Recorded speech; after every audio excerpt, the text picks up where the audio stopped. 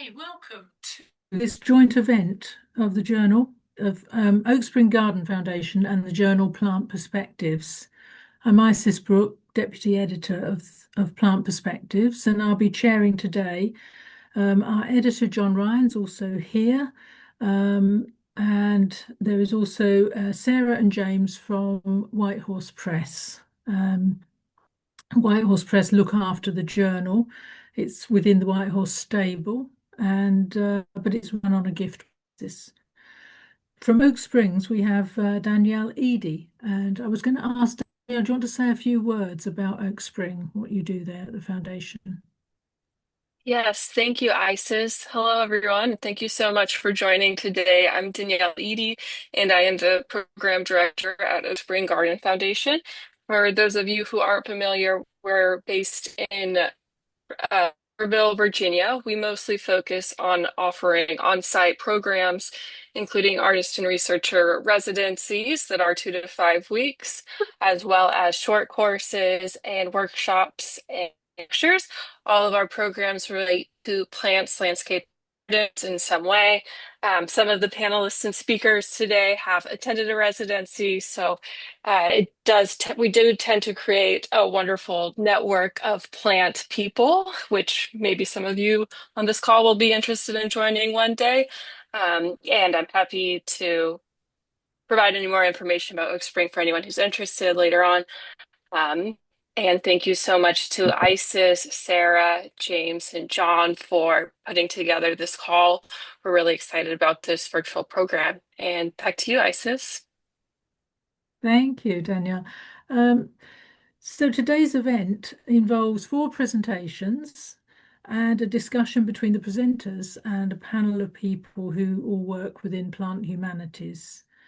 Our audience is very welcome to contribute to the conversation today via the chat function, and Sarah will be monitoring the chat to amalgamate and flag up questions, observations to add to the discussion.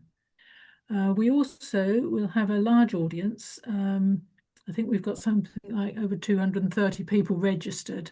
So don't be offended if we can't include your specific question. In keeping with the spirit of the journal, we'd like to keep plants centre stage, so I won't be giving long introductions to our presenters. They all have websites and bodies of work that speak to what they do and the quality of what they do. And today they are all addressing, from their different perspective disciplines, they're all addressing So our theme of plants, memory and belonging. And starting with the author and environmental historian, Jessica Lee. So over to you, Jessica. Thank you, Isis. Hello, everyone. And yeah, thank you for the invitation to speak to. I'm not going to use any slides, but I'll try and speak slowly. And I'm going to talk a little bit about writing primarily, and what it is I do and what I've sought to do with my most recent project, and sort of within the remit of, of the theme for today.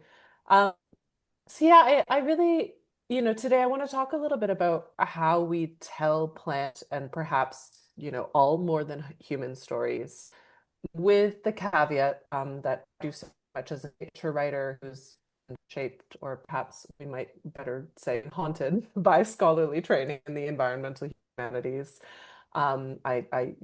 After my PhD in 2016 finished, I sort of moved on to a career in literary nonfiction, primarily doing nature writing, and let's just say the training does not leave. Um, I've been sort of haunted by this constant curiosity about how we tell plant stories that allow us to consider our connection to them while also moving on to kind of anthropocentrism and what is at stake in doing so.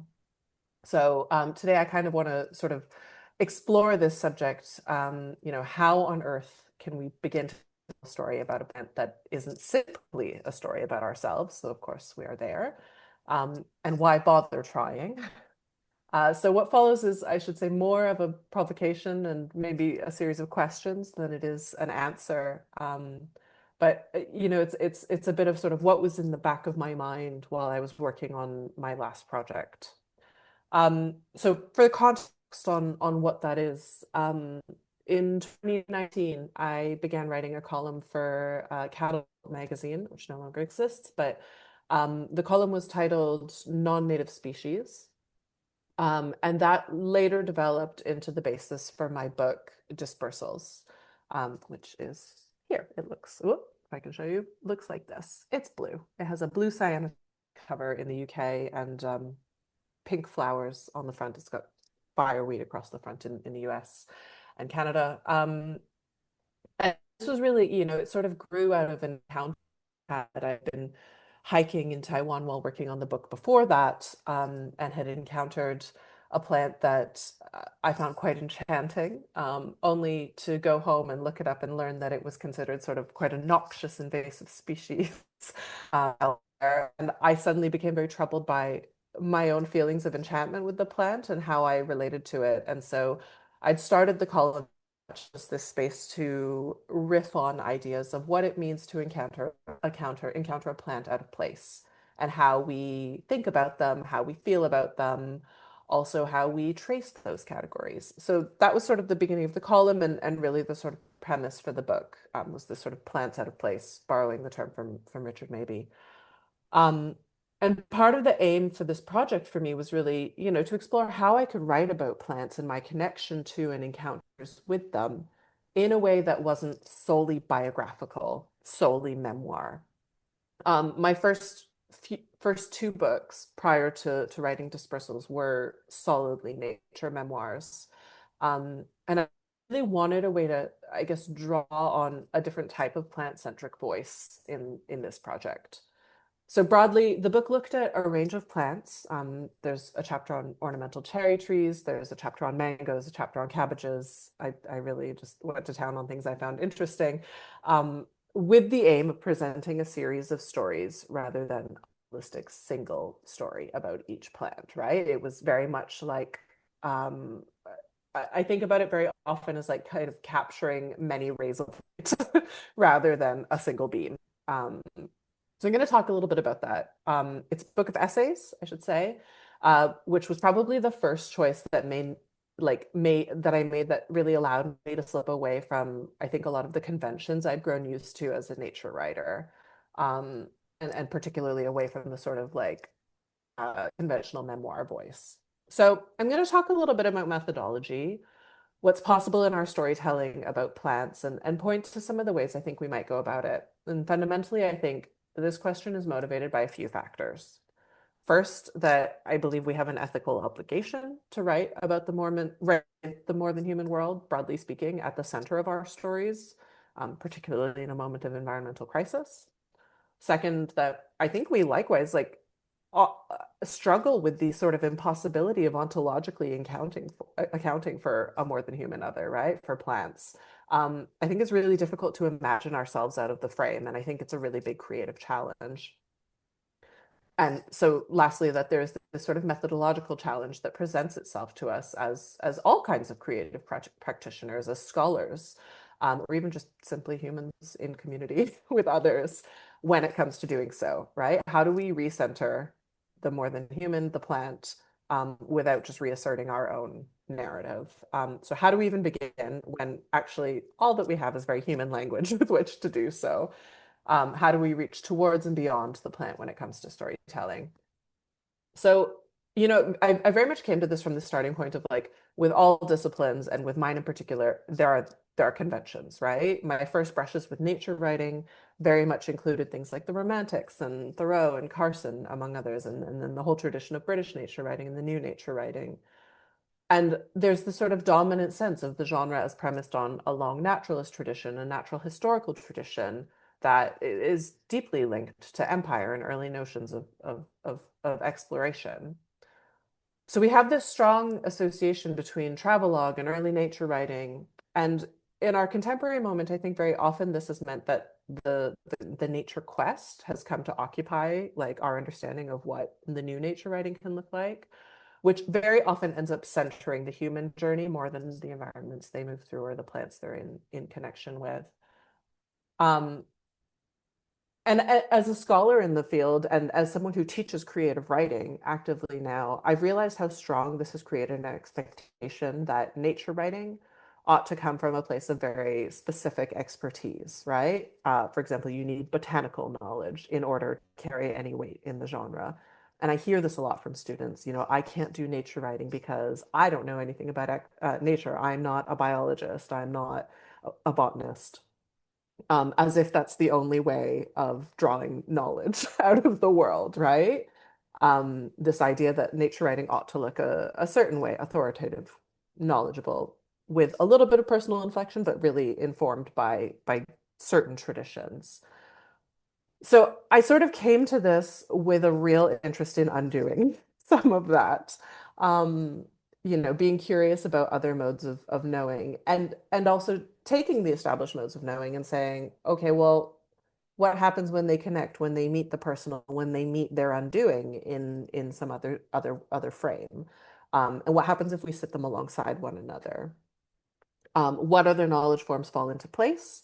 And what other formal conventions on the page, literally as writers, can be helpful when we're talking about writing about plants, when we're thinking about writing about plants. So I'm going to start first with form. One guiding light for me in thinking about this has been the work of the creative writing professor Jane Allison, who has a book called Meander, Spiral, Explode, in which she argues that storytelling benefits from borrowing forms from the more than human world. So in place of the traditional story arc, which Allison compares to the wave, she offers us a story as spiral, as meander, as fractal, as cell, or even sort of radial or explosion. So we might have stories that on the page and in their form seek to reflect, say, the cellular structure of a plant wall, right? A fragmentary story that mirrors that. The story can radiate or explode the way, say, a seed head might burst in late summer. So we're talking about like literally in how they use the page, but also in terms of the energy and the movement of the narrative. We can use the page to mirror our subject matter. So that's one sort of key facet, I think, of rethinking how we can tell plant stories. And to capture the sort of complexity of the plant world on the page, we may also consider structures like lists and marginalia, notes, other kinds of qualifications, basically anything that helps us break that subject-object hierarchy of a conventional page. I think we've seen this already, in the environmental humanities, really wonderfully in, say, Anna Tsing's Friction, going back a fair few years here, where she uses these notes in the margin to add sort of whole ecosystems back into the narrative, right? To add qualifications and explanations. In this sort of form and this kind of play with how we use the page, the world becomes, incrementally less linear, more constellated. Which brings me to the one real thought I have in terms of potential method, which is how I've framed all the essays in terms of just in dispersals, which is this question of like, how do we get closer to the plant in our storytelling? And for me, this was a project that was really all about reaching towards as method, where we can't account for the plant, for plant cognition, plant being in the world. I propose basically that we get ourselves or attempt to get ourselves as close as possible through telling many stories, right? And that for me has always meant telling many stories simultaneously and in close proximity to one another. So I think we need to be very like many tendrilled in our reaching. So we tell human stories that are only possible because of the plants. We look for overlaps in the plant world. In our stories and in theirs, in our disciplinary approaches to them. We basically pull on many disciplinary threads, many forms of knowing and knowledge, because I think somewhere between them sits the plant in the world. And by telling as many stories as possible in a single space, in a single work, on a single page very often, somewhere in that gap, we can find ourselves getting a little closer in our reaching. So one of the ways I went about this with dispersals was to gather as strands as I could about each plant per essay. So my personal stories sort of as a way to open very often, but then many others to hold alongside them. So that could be the historical, the botanical, the aesthetic, the ethical, even the culinary in some cases, plus many others. in order to move towards that kind of plant storytelling that allowed for multiple truths, right? For multiple ways of seeing a plant. And sort of, if we see it from many angles, then we are able to see more clearly. Basically aiming for stories instead of story, just to sort of become comfortable with the fragmentary and the incomplete, and, you know, to leaving questions open. So to give you some context for this, for the last few minutes, I'm actually going to read a little bit from Dispersals, to give you a sense of this. It's from a chapter 10. It's a chapter about citrus that I wrote, and it's the one chapter in the book that takes a completely different form from all the others. If I show you the page, perhaps you can, I don't know if the blur will let me show you, but it's a completely fragmentary essay where I don't use paragraphs for the whole essay. Originally, I think when I drafted this, I'd submitted it as a whole essay of bullet points. And my publisher was not so happy with that. But they allowed me to sort of keep it as fragments separated by little slices of fruit, which they illustrated for me rather nicely. So I'm going to read a little bit to give you a sense. The essay is called Sour Fruit. I'm 11 when my citrus obsession begins. It starts with a bag of Mineola Tangelos, 12 orange moons in a plastic mesh bag. I've shorn pulp from pith of 9 types of citrus at the free samples stall, and the Tangelos are the most fragrant. I'm not normally a fruit eater. In fact, my parents seem surprised that I'm asking to buy the bag of Tangelos at all. But these fruits are like nothing I've had before. They melt softly in my mouth, a sharp, sweet sting. The cloudy membrane around each segment is delicately soft. The sign over their display offers a pseudonym, Honey Bells. The shopfront at Mixon Fruit Farms is fluorescent lit, with a dusky orange floor and brown wood paneling all around. At the far end of the shop is a soft serve machine pressing out orange and vanilla swirls. In between, rows of citrus displayed at waist height, the mesh bags colored to match each fruit. Yellow bags for grapefruits, orange for orange. I do not know it at the time, but I will have dreams about this shop floor for all of my adult life. The taste of orange and vanilla will always instantly return me to this place. This visit is our annual pilgrimage. Each March, during the school holidays, we catch the tail end of citrus season in the last weeks before Mixon closes for spring and summer. Back home in Canada, winter is a time of absence. I love the notion of a fruit that arrives only in winter. The Tangelos are among the first fruits I can say that I like. I add them to a short list with grapefruits and sour green apples. Until now, I've eaten every bitter green that has crossed my plate, but I do not like strawberries, bananas, or kiwis. My mother seems disappointed by this fact. Tells me of the small green oranges in Taiwan, the abundant blood oranges in kumquats. Citrus, I tell her, is something I can love. Consider the orange. In the early 1990s, citrus groves covered nearly 1 million acres of Florida, not including the trees that dotted suburban gardens across the state, or the wild citruses that made their homes where they may. But citrus is not native to Florida. It was introduced by the Spanish in the 16th century and established itself modestly at first, before English colonists led concerted efforts at cultivation in the 18th.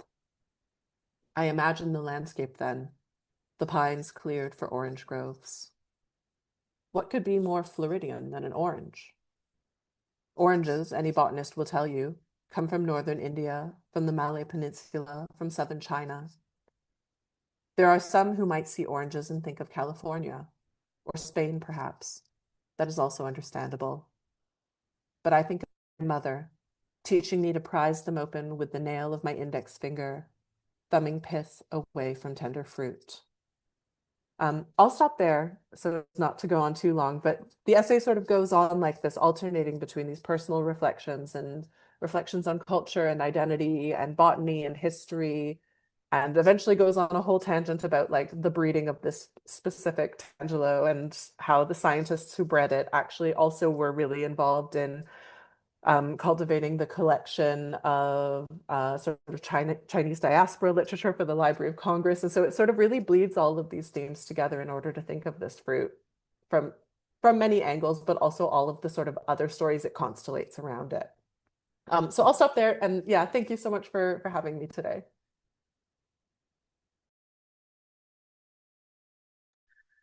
Thank you so much, Jessica. If one of our panelists has got a question for you, just to fill in some space while Marcello, who I see has arrived, gets his slides up. But thank you very much. That was just a wonderful, wonderful piece. I could jump in briefly because thank you first of all for your beautiful reading, but because I loved your title so much and I misunderstood it completely. The idea of plant biographies, because I thought that you meant sort of the life and bravades of one special plant. But what can you say something about this title? Yeah, absolutely. I mean, I think ultimately that's actually what the book is a series of plant biographies with the caveat that no single biography is ever total, right? It's never the whole story. And so I try to sort of like trace the story of each plant in a way that like I think makes visible our interconnection with them while also seeking to not just make it a story about us, right? It's very much this way, sort of like if we can tell the story of a plant from multiple angles, then we might actually be able to account for a plant in a way that is not solely biographical for us, right? Solely memoir, solely historical. So really coming at it from many angles with the intention of saying, well, like, how do I write the story of the Mineola Tangelo, right? Without like on its own. I can't talk to it, right? I can't know what it's feeling or thinking. So I can gather as many possible stories that we do have and like lay them out together in sort of succession close to one another to say, well, somewhere in between these stories, like stands that tree, that particular orange, right? There's a sort of it's a bit of like admitting defeat while also attempting to get closer in the storytelling. So for me, it was kind of this creative challenge of saying, well, if I can't talk to the orange, what can I do in order to tell its story and to assume that like to sort of disrupt my own storytelling about it while simultaneously writing about it. I don't know if that gets any closer to an answer. Yes, in a way, yes. Thank you. Thank you.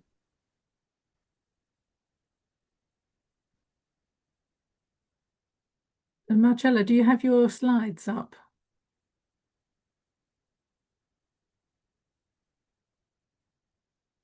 Can you hear me to Yes. start with? Yes. Okay, this is great. Can you also see me? All right. Okay. Hello, everyone. Hello, Isis. Hello, everyone, for having me here. So I actually have slides, but I don't want to show them because the past presentation was poetical in a way that mine cannot be, and by using slides, I make it even less poetical. So if you indulge me, I will just tell my story basically with plants. Is that okay?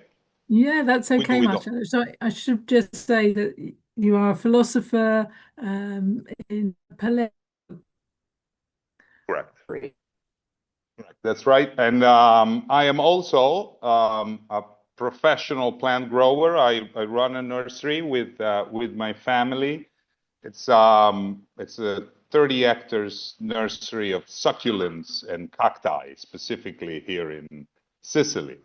So when I was, and I've been doing this all my life, inevitably. So basically, I cash in on plant life, and I use plants for profits. And this is, of course, anathema in many circles that I frequent with, including environmental ethicists circles. But there is a story that nonetheless I think I can tell on certain plants, particular plants, which at the nursery we do not sell, that are not for sale.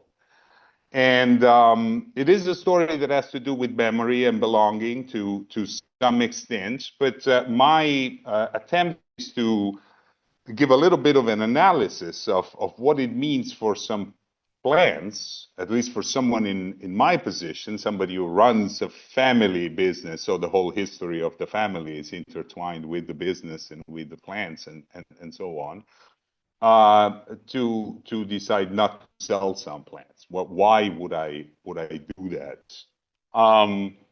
And I hope that by giving this analysis, I can also approximate the topic of memory, which a philosopher is a nightmare, of course. So, so basically the issue is, what reasons could there be for pricelessness? So contrast, or the enemy, is what we would call value maximization. If plants are seen the way they should be seen in a commercial nursery as a means to an end, the end being, of course, monetary value, then there is an external end to the plants. Plants are receptacles of value, basically. And the idea would be, well, with value, you maximize it, or at least a sort of utilitarian sounding idea. So what reasons could I have not to maximize value with plants? So another way of putting it is, what are the sources of pricelessness, right? So there is a few sources. So some of which I won't talk about. So the first one is instrumental reasons, right? So for example, an old cactus gives me seeds. If I don't have very old plants, I can't have seeds. If I don't have seeds, I can't basically match my own production. So if you produce your own seeds, you're already many steps ahead. And so for instrumental reasons, there might be some plants, for example, old ones, that and seed producing ones that I don't sell. Another reason could be far more Kantian, maybe idealistic, and then you contrast what has price with what has dignity. This is a famous distinction by Kant. He's thinking of humans, of course. So I could make thinking of human dignity, and humans not be bought and sold. But perhaps plants, if some people thought that plants had a dignity of their own, and there are many people who do think that, although it is difficult to pinpoint what dignity stands for in non-human cases. But a case could be mounted. Again, this is not what I will be talking about. A plant could be considered pricelessness in general because it is a live being, and so a live being is not the sort of thing that has a price, because a live being does its own thing and deserves respect in that sense. And this is a typical argument in environmental ethics for respect for plants. Again, is not the one I'm about to pursue. There is a further issue, which would be lack of criteria. How do you even price plants? Sometimes we wonder about this. My brother, my father, my family, and people ask us for prices, and we're like, well, I mean, how do you even price something like this, if not by resorting to, the famous market value? But other than that, it's somewhat disorientating to look for criteria for pricing a plant you have grown. So what I want to look into, these are all topics that we could take up, but what I want to do is the issue of meaningfulness.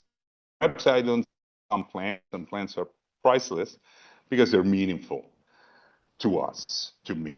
So what would that amount to?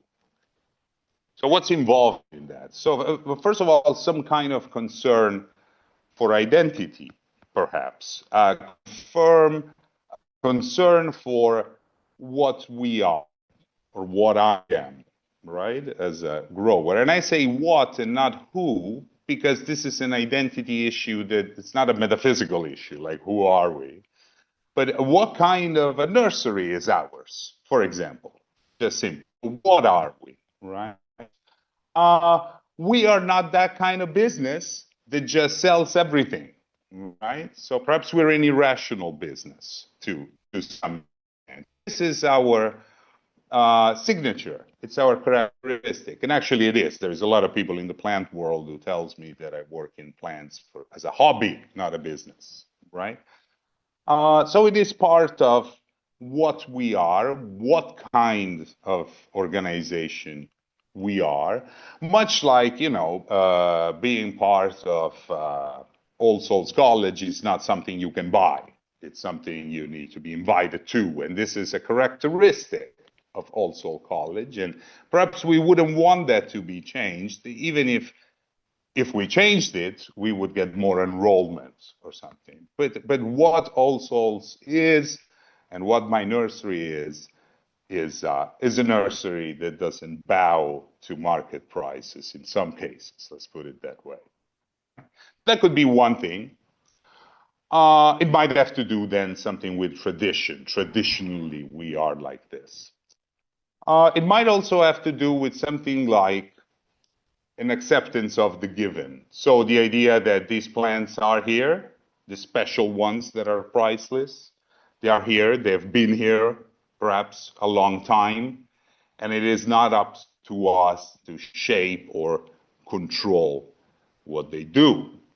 Perhaps we should just let them do their own thing, or as my brother always says, let's just see what they do, right?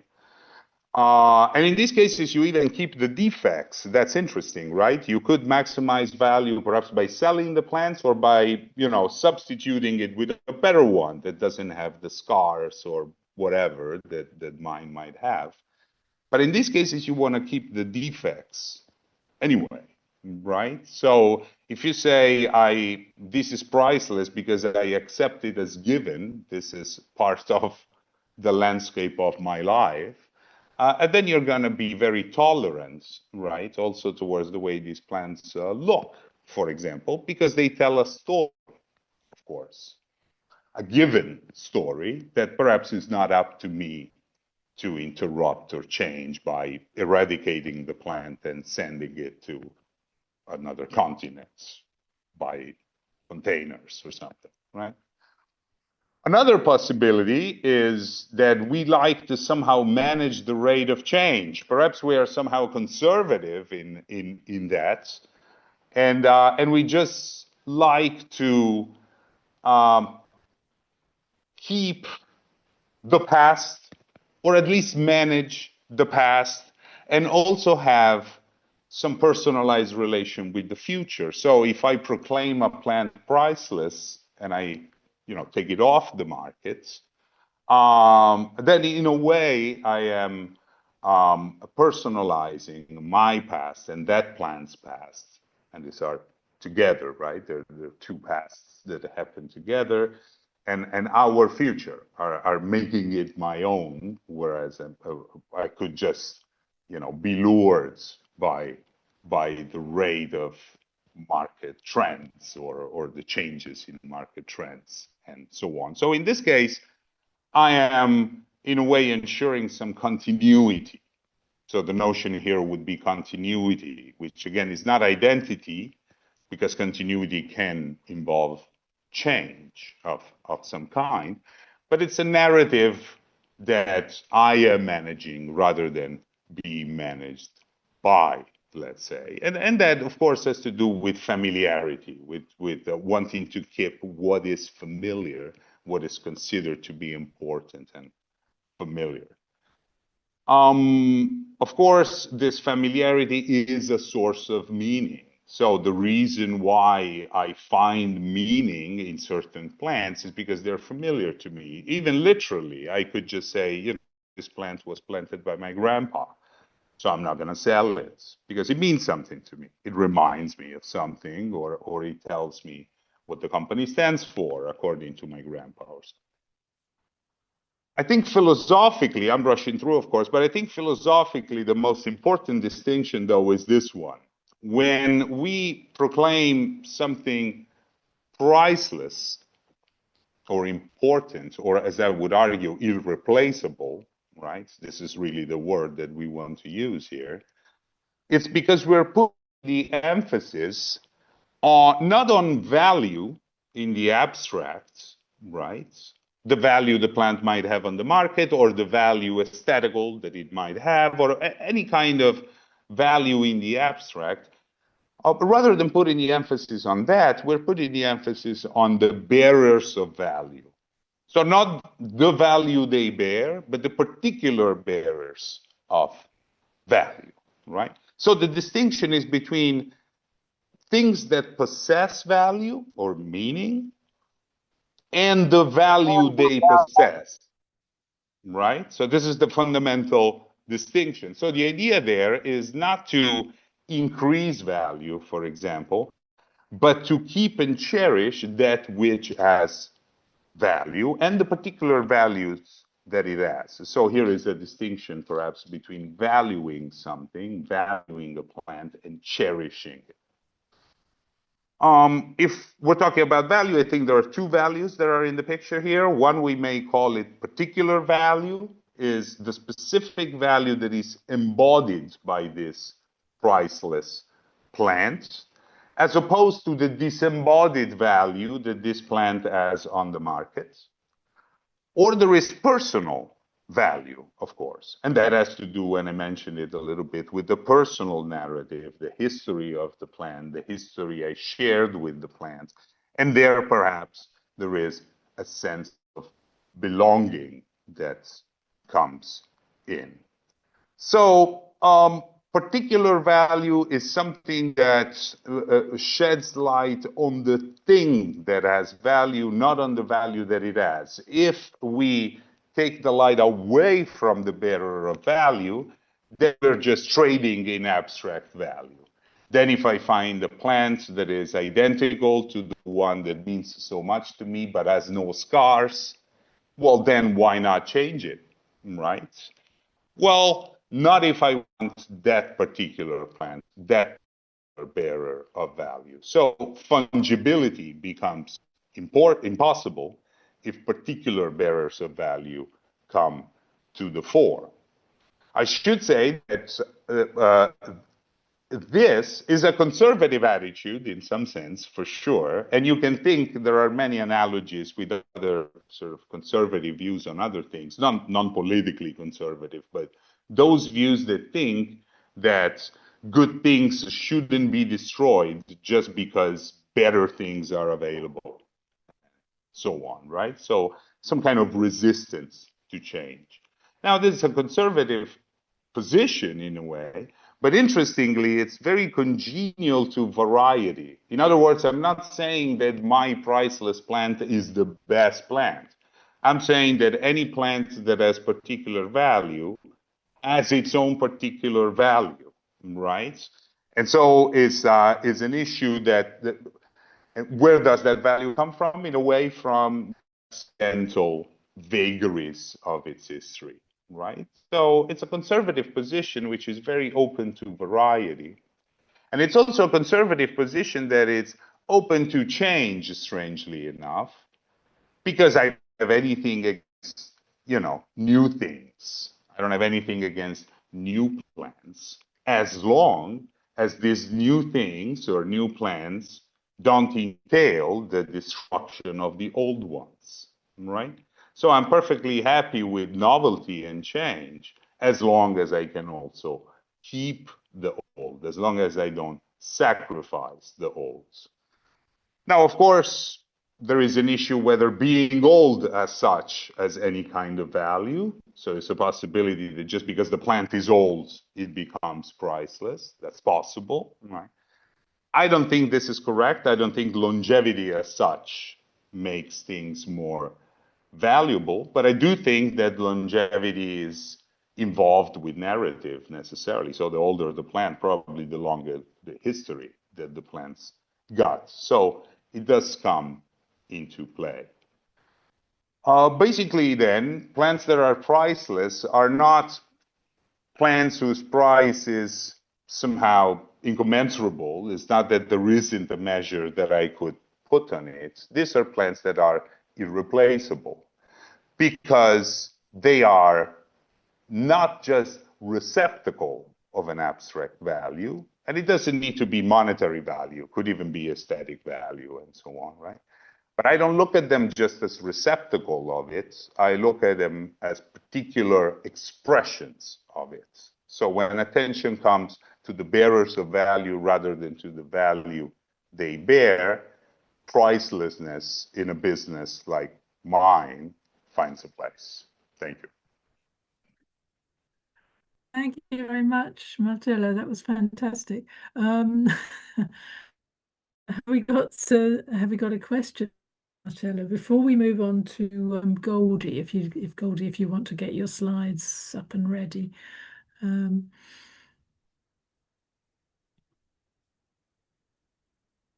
was wondering if Matthew, you had something to come in with here.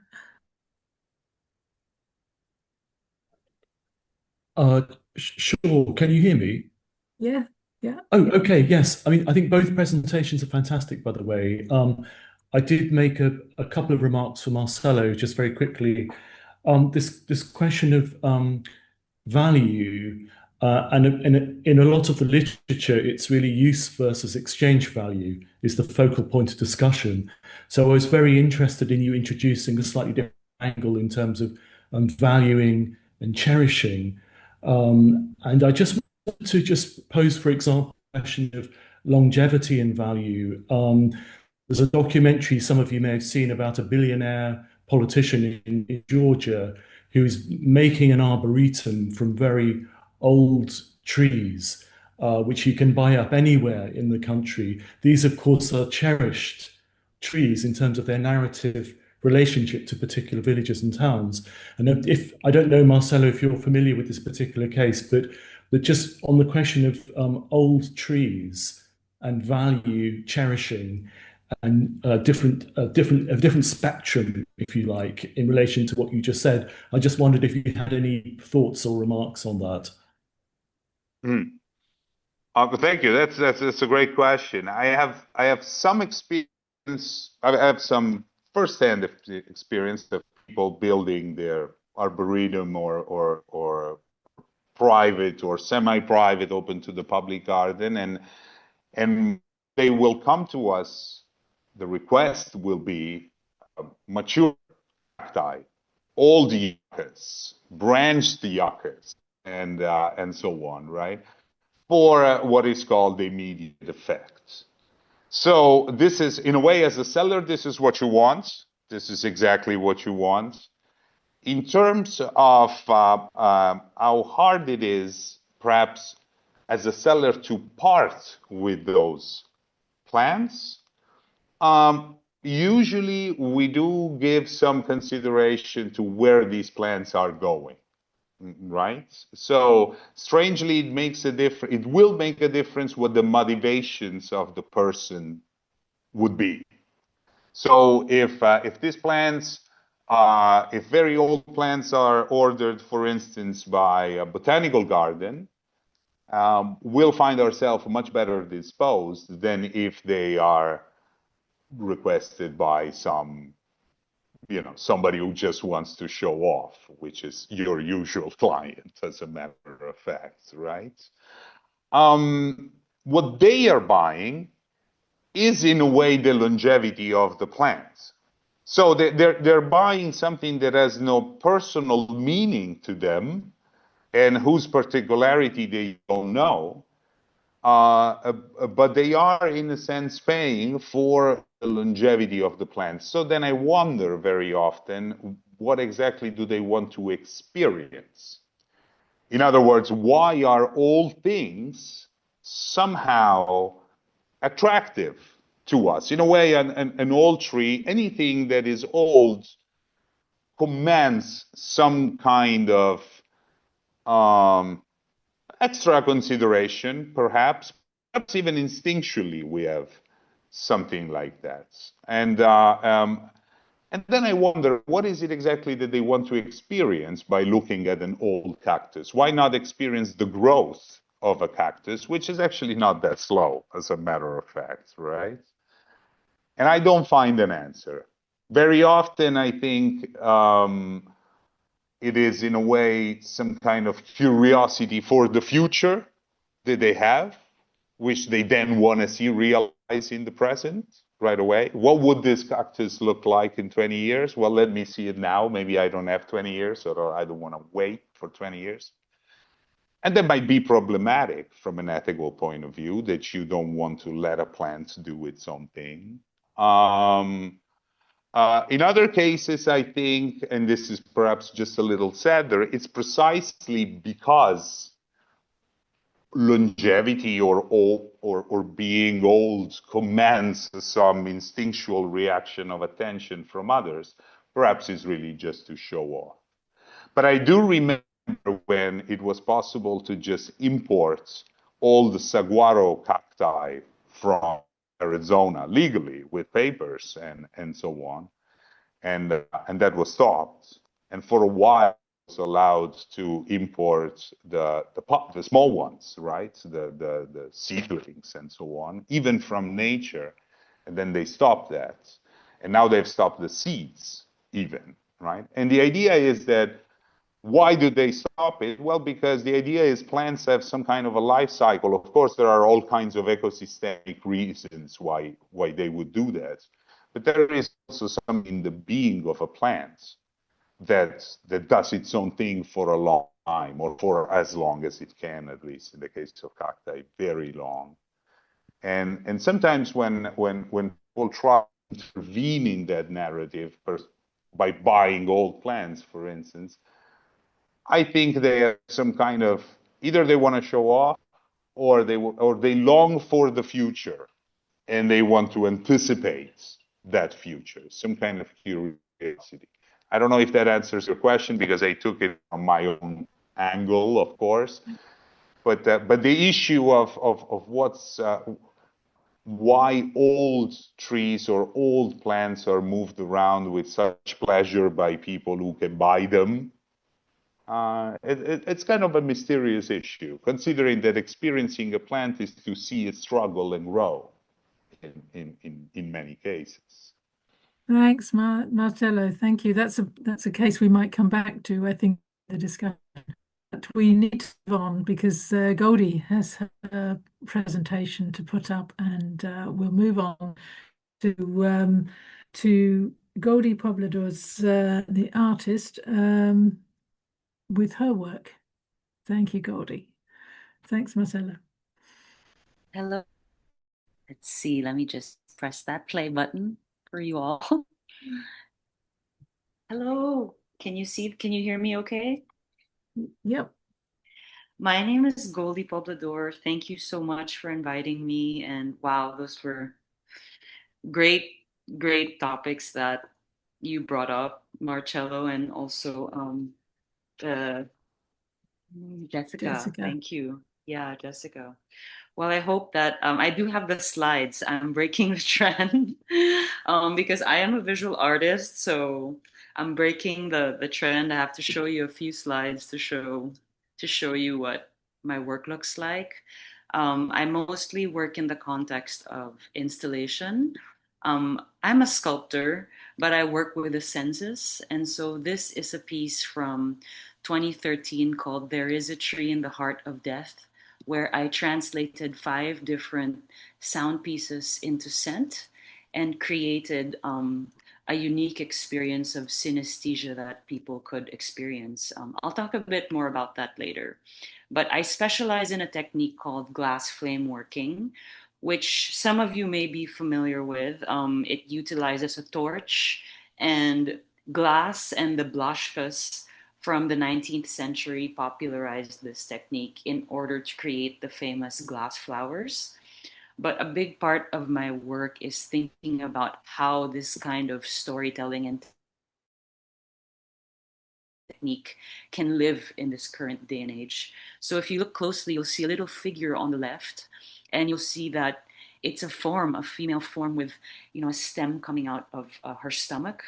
And this is a peacock flower, and I looked into the history of this flower and how it was used as an abortifacient by enslaved women in Suriname. And this fact was, written about by Mirella Sibylla Marian during her adventures, right? And I admire her so much, but really thinking about how these stories behind these plants can be used and what messages are in this day and age. I also work in performance and video art. And so that's the peacock flower from the previous slide. And you see it's in my mouth. And what I did for this piece is that I try to live in the characters from these histories, and I juxtapose the tale of the enslaved woman with the myth of the Dama de Noche flower, which involves a different story about, female reproductive issues, but in a different light. But let's go back. And let's go back to the beginning and this idea of how I started this work in the first place. I love this quote by Trinity Minha. Otherness becomes empowering critical difference when it is not given but recreated. I am from, hold on, I cannot move the slide. Can someone help me? Oh dear. Oh, okay. It moved now, right? I apologize. Well, apologize for that. I am from Manila, Philippines, and Manila is one of the most densely populated cities in the world. I think it is the most densely populated city in the world. I have to fact check that. In 2022, it was.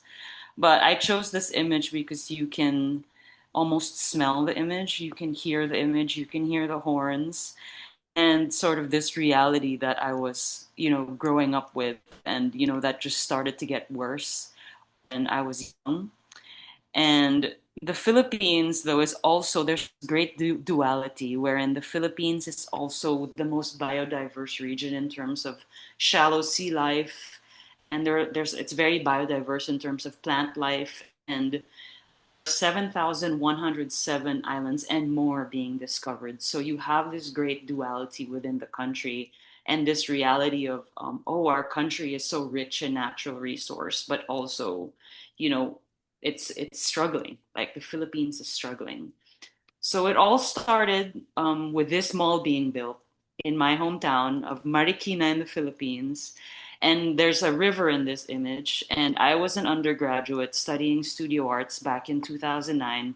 And they had dredged the river in order to build this mall, which then, of course, led to this sort of really bad flooding situation. This was now flooding, I think we're seeing it more, unfortunately, happening quite often. Like in Texas, they had one recently. But back in 2009, first experiencing this, it really left its mark on me. As you see, the flood in this image is almost up to the electrical posts.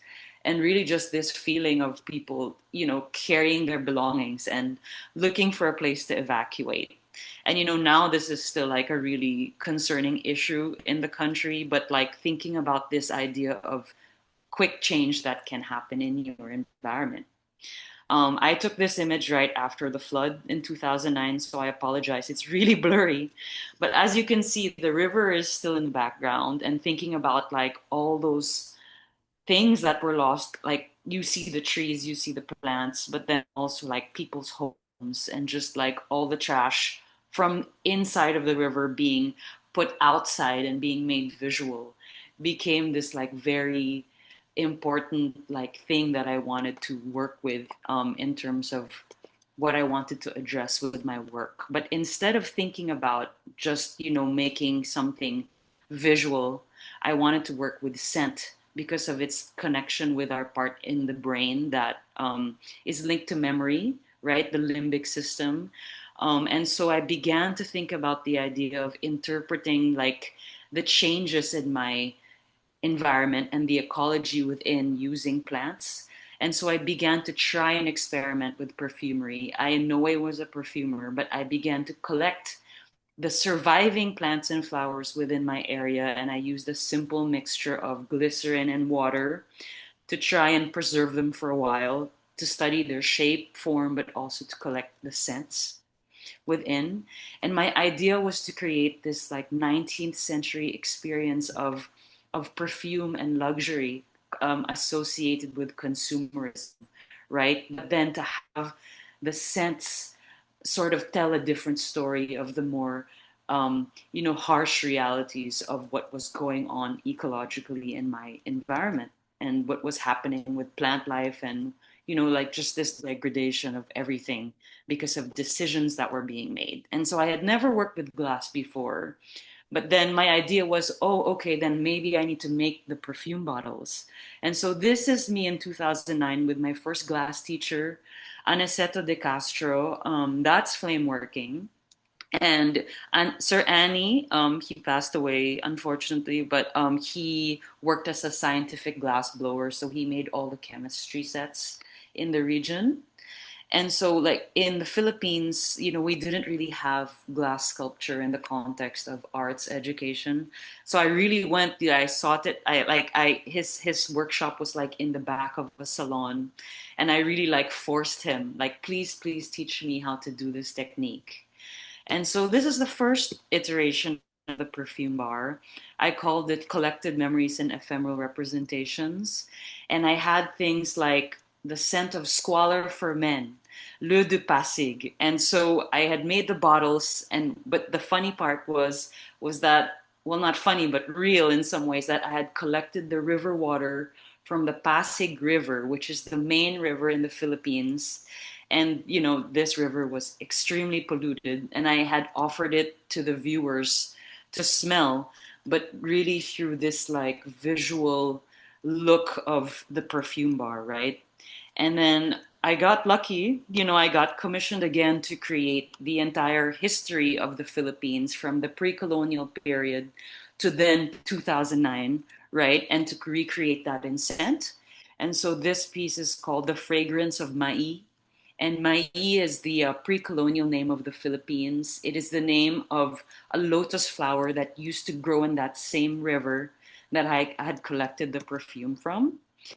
And so this was, kind of my first like gateway into like the storytelling of plants and the environment. I had scents like, of like war that smelled like gunpowder, and I had worked with the chemistry department at my university.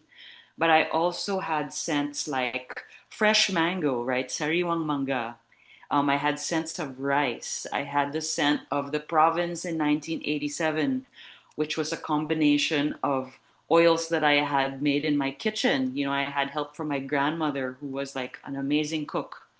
I had the scent of wasted youth, which, smelled like the sampaguita flower, which is a flower sold by homeless children on the street, in the streets of the Philippines, right? And, so thinking about like the different, scents that I grew up with and how I could bring those stories, to the front. Right. And then this was, working with plants in this way was so eye-opening. I was studying their shape, but also their scent. And so, of course, then opening this world into like, the animist perspective. And Filipinos were animist before we were colonized by the Spanish. And so thinking about this separation of nature and the self. And then I began to dig and like thinking about issues then of biopiracy, which was happening a lot in the fragrance industry. So this means by which, corporations from industrialized nations were claiming ownership of things like seeds, flowers, plants from developing countries and patenting them and using them, like, let's say, in the fragrance industry, and very much so now so in the pharmaceutical industry, without thinking about how those things, play into how, where are the plants from, who took care of them in the first place, and what happens when you do take that seed, right? Thinking about the value again, right? How it leans into like the last talk, the value of a plant, and like what are the intentions of how you take this plant and how you propagate it, right? And so after I had made the perfume bar and a few versions of it, I became like lucky again to be invited by the curator Chitz Ramirez to do a research expedition in Puerto Galera, which is a region in the Philippines that's very, very biodiverse. And, it's only reachable by boat, I believe, unless like you have a special private plane, who knows. But I am here with Leo on my right, and Leo is actually what they call a babaylan, and he is in charge of sharing plant wisdom from the past, like the pre-colonial past, and passing it down to the new generation. So what I was able to learn from Leo are the sentiments of, you know, these really like the caretakers of the plants. And like Leo lives amongst like a group of people in the Philippines who live very closely with nature. And so here's a quick picture I took from that expedition. I love this image because it shows that the plants are even their toys, right? And the people from this tribe, the Mangyan tribe in the Philippines, they don't really go to the drugstore, right? And they live to a very old age and really thinking about like how they were existing within their environment and how this was like very different in a way from how I was like living in the Philippines in Manila in a more urban environment, and how they were navigating through the forest in that special way and utilizing their senses. So that first image I showed from that installation I made of this synesthetic way of looking at the world, I began to question how I could use that, like how that could be like helpful in some way to tell stories of these plants. You know, you have orange, like citrus that like described a very high note that I was trying to translate. And then you have like a more like deep purple, like sort of peppery scent, for instance, and how that could make sense, like in translating a very low note in sound, right? And so what I did for this work was that I had attributed these scents to colors. I had made the mixture somehow, and thinking about like kind of that experience of how I felt Leo and how they like and how they were thinking about plants in some way and how they were using it to like navigate around using scent and sound and this more kind of I think like I don't know different way of experiencing meaning and interpretation and the sharing of stories of these plants. And so viewers were then invited to smell my translations of the sound, and but then since scent is subjective, you know, then those bottles then were offered to the viewers to create their own compositions by dipping the tops of those bottles onto paper to create their own scent compositions. And you know, all the oils I used were natural, like they were made by a French company, funny enough. But then, you know, thinking about like how the messages of these plants were could be used to translate music. And then so I began to like still use like that concept of synesthesia in some way. And like here I'm working with the artist Adam Grauman, a musician who, you know, I was trying to translate his sound into movement and therefore into form. And then this is another piece called Venus Freed, you know, thinking about biopiracy. And if you look closely, you'll see the bottle of Chanel No. 5 on the right.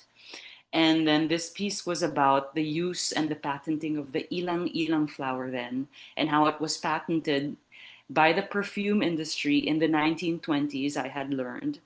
And so what I wanted to do was create a perfumer's altar in some way. I used live flowers and two versions of the scent. You had the more chemical version of the scent on the right. And then I slowly changed your experience of the scent to show more of the natural element of the scent, so the pure form of the ilang ilang flower. And then I would trigger the installation using sound, right, which is the original way that the stories of these myths behind flowers and plants were originally shared in Filipino culture. So you have the person on the right smelling the more chemical version, and then the viewer on the left smelling a more like pure version of that ilang ilang flower, and then at the same time kind of experiencing this story behind the characters of these myths. And so that piece was the first piece that opened me up to this like research into the characters and the female characters specifically of these myths surrounding flowers and plants, because there always seemed to be that link. And then thinking about bringing that text, like that character and her own history, into this current day and age, right? So I was looking into the histories of the mythologies of flowers and plants in the Philippines, but then it began to expand. And this was the first kind of exploration sculpturally I did into that. This was supposed to be about the myth of the kamya flower. And kamya means kamay niya, or her hands. And I think like the woman in this myth was like very love struck, and so she gets like transformed into this flower, right? And this is not a kamya flower. But then I had begun to like think about that form, right? Of that relationship that like that the people in the myths had to the flower, and kind of how could I retell that, right? And how could I retell that story in this day and age and give that new meaning? And so this started my project called Fertility Flowers in 2021.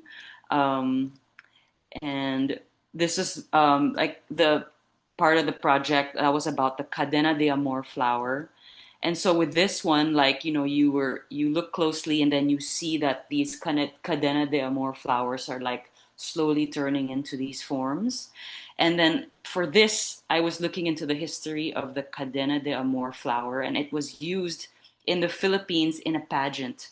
And they used like these chains of flowers to describe like how like females then like they had this criteria, right, of being obedient, and they would judge these women in the pageant based on their grades, how smart they were, and like what they looked like, of course, so like this display of them. So thinking about how these plants then were exchanged and used, and how this was involved with like how like women in a way, right? Asian women then were being also like interpreted in this like guise of, like fragility, like you have to be beautiful, like, and all these things that these women in these myths then were also subjected to. And I have a video for this. I'll talk over it a bit. I worked with the sound artist Michelle Sui for this, who studied folkloric singing. And this was that piece with the peacock flower.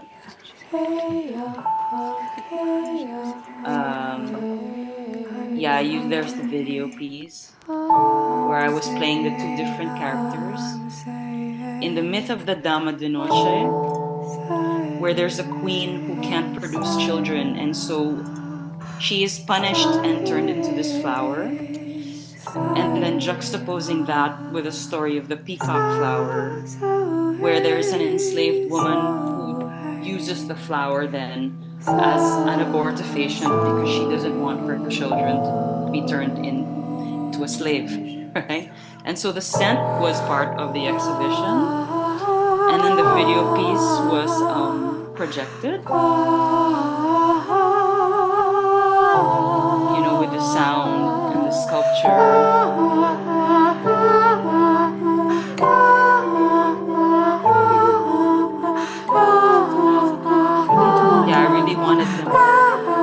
I wanted them to experience like a multi-sensory kind of retelling of these characters in the histories of the plants.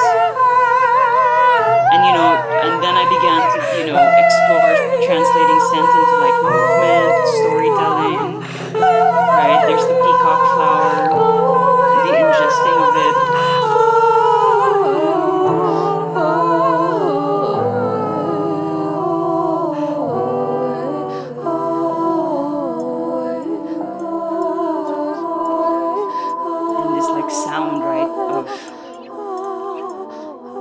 These women who I felt like their characters like weren't told, and like trying to like embody both of their stories. That's the actual Dama de Noche flower, the Lady of the Night, whose story was very similar to the myth of the Ilang Ilang flower, actually.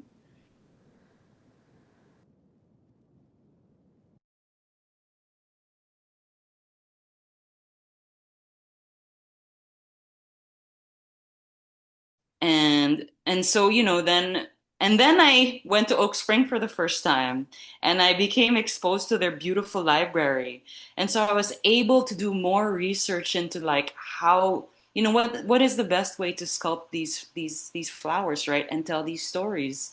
And so this is a picture from my show in the Philippines. I had made most of these sculptures after doing research at the Oak Spring Garden Library. And as you can see, the look is so different. Oh my goodness. Gosh, yeah, like what I was trying to do, I think for this work was to translate the printmaking method into this glass flame working method. And so as you can see, that looks way more like peacock flower, like with woman in the center.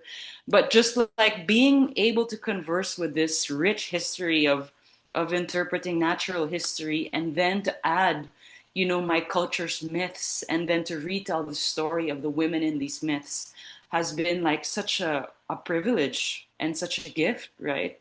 And so this is the Dama de Noche flower. I didn't have it coming out of her stomach. It's more her coming out of the flower since she was punished, then transformed, you know, into this. And this is the Cadena de Amor sculpture with her chains and like her hands more, you know, that's like the zoomed in version of it. And I just wanted to briefly talk about my current work, which deals with the coral triangle. I know corals are Goldie. animals, but they.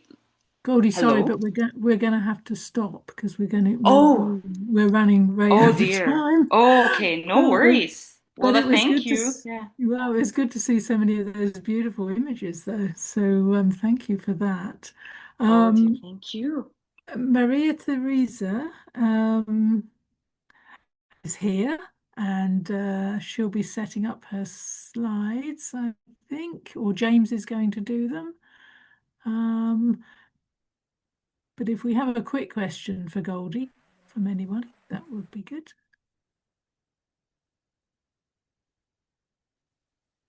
I have one, right? Yeah, Sophie, go ahead. Goldie, thank you so much for bringing a wider epistemological frame of interacting with plants and bringing back that animist sensibility. I am so fascinated by smell as being intimately linked with human memory, how smells will act as portals like time travel back to other people, other places. And I've been thinking, I was really struck by, I mean, your work is so beautiful, but it's also deeply potent and in how it seems to decolonize the way memory has been co-opted through scent. And I'm wondering what your ideas are about, especially the one where you have the artificial scent and the original smell of the flower, how doing work like that also brings back, like reclaims memory. Oh, thank you, Sophie. Real quick. Well, I mean, I think doing work like that it feels in a way beyond my like understanding of what my story is. Like it feels old and ancient, and you know, like to learn about the patenting of the flower, and then to learn from like Leo and how like carrying on these scents, like and like the histories of the patenting of a single flower, right, and how it's utilized in the perfume industry. It felt like parallel to a lot of things that, you know, happen, I think, like to women, right, to immigrants in this way. And like it felt like an important story to tell that, you know, at the same time, like I felt I was experiencing, but then this idea of like value also, right? And like what is the value of that flower? And it's, you know, it's gained, like that flower is so popular now. And why then is it seen, why was it taken and not like, you know, not given back? And how come they never gave back in some way to like where the flower was from? So I just wanted to like kind of have a platform for that. And yeah, thank you. I don't want to take too much more time. Yeah. Thank you. Thanks, Goldie. James, do we have Maria there? Oh, wonderful, wonderful. Welcome, Maria. Thank Maria you. Can you Theresa. hear me? Yeah, we can. Okay, good. There is I just moved to this house an hour and a half, an hour ago, and there is a lot of noise from the rain. It's pouring rain, but I hope we can manage. Okay, I will speak on Seeds of Change, Liverpool, the iteration in Liverpool. but I will make a quick detour through the Marseille iteration. So Seeds of Change is based on original research to unearth historical ballast sites and ballast flora. And it's an ongoing investigation in port cities. It began in 1999, and projects have been developed for Marseille, Reposari in Finland, Dunkirk, Exeter, Liverpool, Bristol, Antwerp, and New York. In 1998, my full name is Maria Teresa Alves. Okay. All right. In 1998, during a conference of artists and scientists in Finland, I saw some tools used in botanical research. I then learned about the project of the botanist Dr. Elli Juttila, who at that time wrote the only study on ballast flora, and she had developed methods for locating, identifying, and germinating the archaic seeds of ballast flora. Next image, please. Okay, so ballast is sand, solid ballast can be many things. Could be stones, earth, bricks, and whatever else was economically expedient and easily available that could be loaded onto a sailing ship to stabilize the merchant vessel so that it could sail efficiently. If you were carrying heavy goods to China and then you bought silk, you had to put in ballast because otherwise your ship would rise up and tump over because of your merchandise was very light. And upon arriving in port and after deballasting operation, the ballast which had seeds was put on the land and then therefore seeds would grow. In this image, you see two ways of ballasting or deballasting a ship. It was done by an administrator of a shipping company in Reposari who had incredible memory for every trip made by a ship in his company and knew what was on the ship from memory. The source of these seeds can be any of the ports and regions and their regional trading partners involved in trade with Europe and in the New York iteration with the US.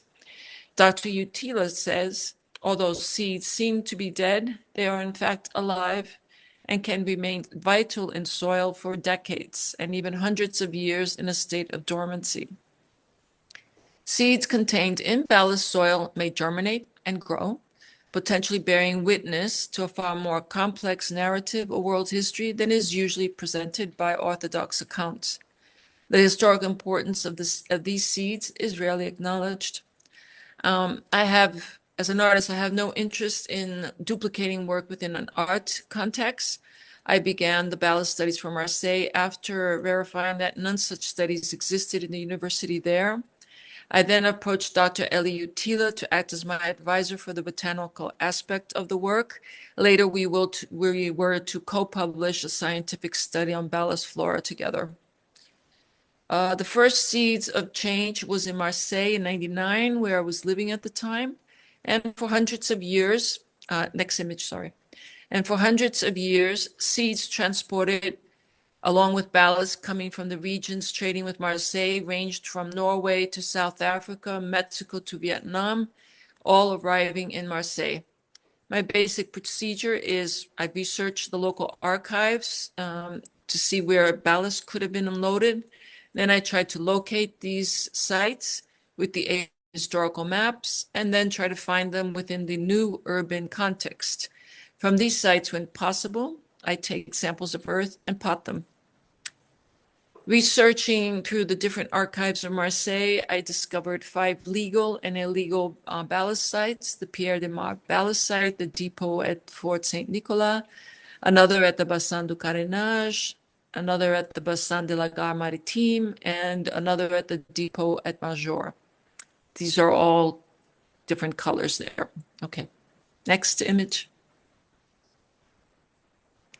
There's also this text which mentions a ballast depot in 1816.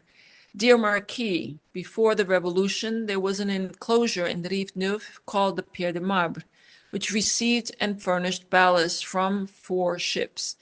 It is from such scraps of documents that one can build up a ballasting history. Next.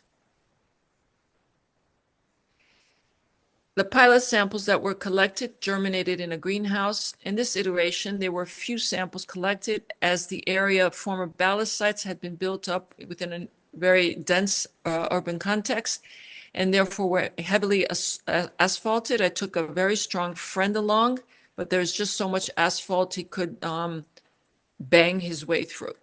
Okay, next image. Since Marseille, I have proposed a ballast florist garden as a central element of Seeds of Change. This did not happen in Marseille, nor did it happen for many other iterations. But then, next image. Bristol's 4 years after the presentation of Seeds of Change, Bristol at the Arnolfini in 2008, so that's 2012, this ballast garden was made. It was called the Floating Ballast Seed Garden. It was commissioned by the Bristol City Council and made on a disused barge in the harbor. It is a garden of witness plants, observers of the history and the economy of Bristol and the peoples, beings, and lands affected by it. Funding was secured for 5 years to create an annually curated ballast flora garden by the Botanical Garden of Bristol, as well as to make an extensive program on the garden with artists, writers, musicians, scientists, poets, storytellers, and others. The last planting of the gardens was only for the bees. Next image. Liverpool, along with Bristol and Antwerp, had extensive archives on shipping. In Liverpool, there were hundreds of folders, and I started at letter A.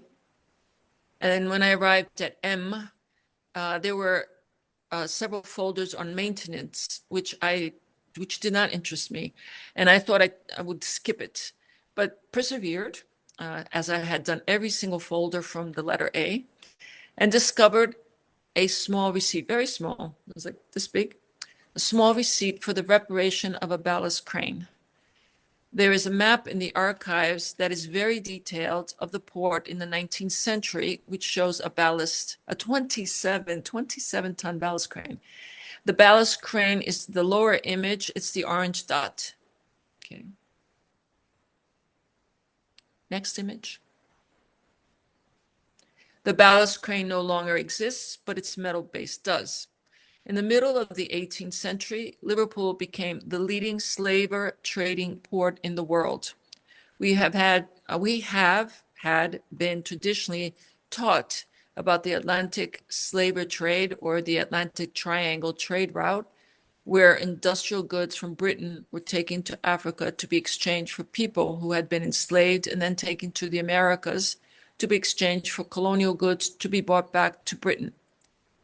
However, contrary to our ideas of economic shipping practices, studies revealed that there was an astonishingly extensive use of ballast during the last leg of the triangle, that is, from the Americas to Britain, because the profits of the sales of enslaved peoples in the colonies were 4 to 6 times greater than that of the colonial goods taken to England. And therefore, ships preferred to return quickly to England in ballast, that is, with nothing, no colonial goods, just with stones or earth, rather than wait for the colonial goods from the colonies. This way, they could begin the whole process again. Ballast flora, therefore, uncovers the comprehensive history of a place, a history that must of necessity expand to include what I call borderless history, which must also consider the origins and specific histories of the enslaved and indigenous peoples working in the colonies, who might also contribute to the complexity of ballast flora. Next image. This is the area just across from the 27-ton ballast crane in the port. At the time of research, it was a wild area with spontaneous flowers growing.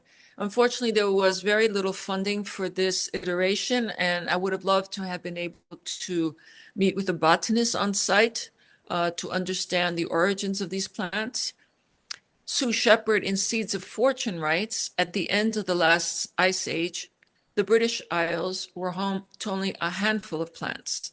The majority of the rest of the plants, now considered native, were introduced over 2 centuries between 1735 and 1935. That's extremely recent, no? Ballast flora is an unacknowledged component in the making of the British landscape, particularly from the 18th to the early 20th centuries, when mercantile shipping used solid ballast as a matter of course. Nowadays, water ballast is used. Next image. Flora studies from the 19th century mentioned ballast flora growing on the ballast-made roads at Clanton and Birkenhead, and on the newly made road at Oxton, adjacent to Birkenhead. There had been so much ballast coming into the port of Liverpool, which I would venture to now say as a result of the slaver trade, that ways of getting rid of it had to be found, such as using it as construction material. This places the comparatively recent formation of the English landscape into a new perspective. The sprouting ballast flora now in the roads and foundations of the homes of Liverpool are witnesses, re-establishing complex ballast histories which have become remote from their intimate connection with shipping and therefore the history of the city. As ballast flora sprouts, history that goes unobserved is revealed. Next image. And now we'll show you some images of different gardens that happened after the Bristol one.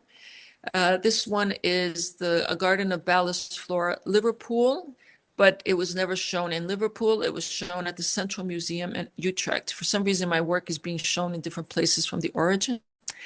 Next image.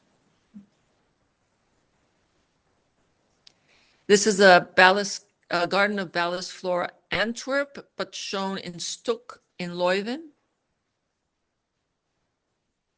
Next image.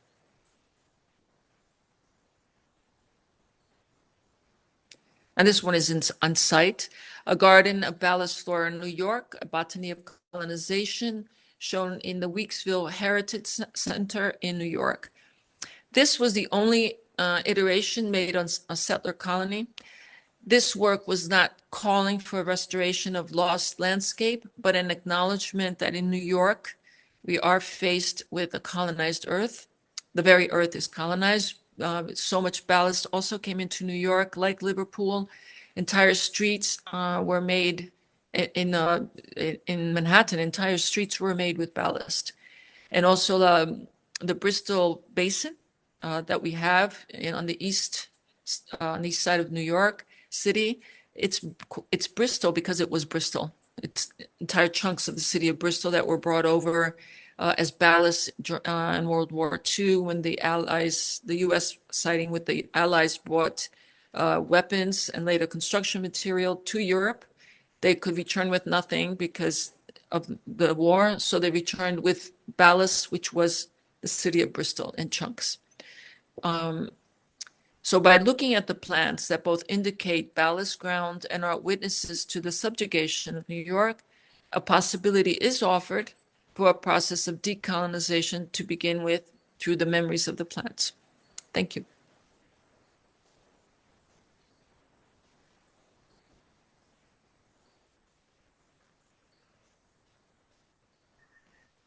Thank you very much, Maria. That's really interesting. I love this idea of Bristol going to New York in the ballast. So, okay.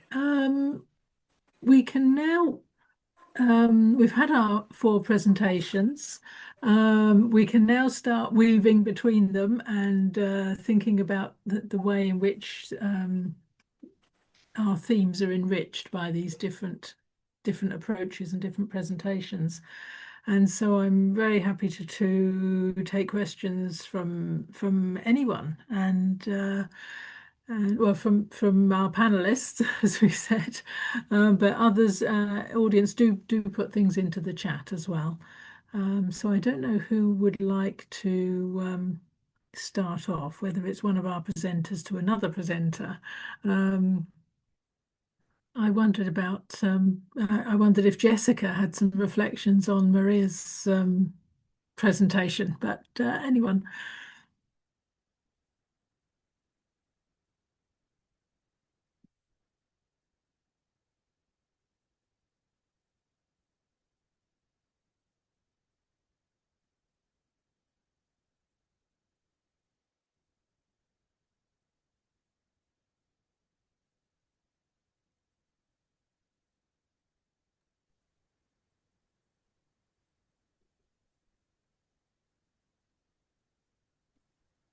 Isis, shall I quickly pose a question? Is that okay? That would be great. Yes, I've collected a few thoughts, but just in response to Maria Teresa's presentation there, this question of seeds or plants bearing witness, and I was just curious to reflect on, in a sense, we're decentering the vision in relation to what plants are doing, in the sense that it's a multi-sensory engagement with global history through plants. And I wondered also about some parallel strands of work in relation to forensic ecologies or palynology, and retracing the past, and also the reconstruction of sites of crime in relation to forensic work. And in a way, these global histories speak to a notion of plants bearing witness to historical crimes. And so many strands come together for me in relation to this work. Thank you very much, Matthew. Yes, this is one of the things that was inspired very much to begin the work when I found out about Elia Utila's research on ballast. It was because it was plants that were never taken into account when studying history. And they're just growing there in the ports and easily available to be invited to participate in the history of the place. So it's been a long process. And also I have done another series of work called Wake on cities, not port cities, but cities, looking also at how seeds arrived and what histories they're bringing with them. There's only one thing I need to talk about. Somebody is talking about thinking about invasive plants in such a new way. I'd like to say that these plants that I mentioned usually are not invasive. And it's interesting that when I give this talk, I never use the word invasive, I think. I haven't. There's a lot of invasive plants out here in this forest. I'm in the Atlantic forest, and there's lots of them there. But on Seeds of Change, I have not discussed very much usually invasive, unless I get to the New York section, because it was not the case in the Europe. It was not invasive. There are very few plants that are coming in that reestablished and took over the plants of the area, which was a bit different from the New York situation.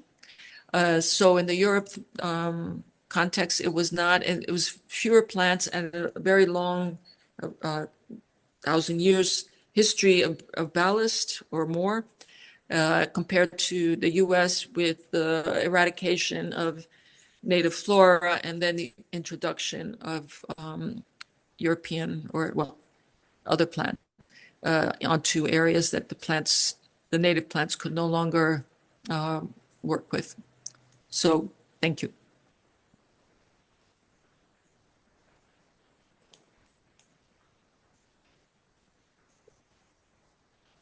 I have a bit of a question. Is that all right? It would be for all of the for everyone who's. Yeah.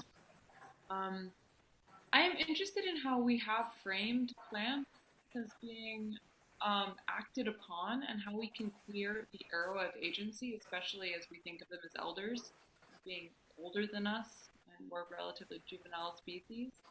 How can we begin to recontextualize our relation, like clear our relationship with study, writing about plants, working with them, making art from them, while letting them act, while acknowledging that they're acting on us, acting through us, making us, and then we are highly interdependent with them.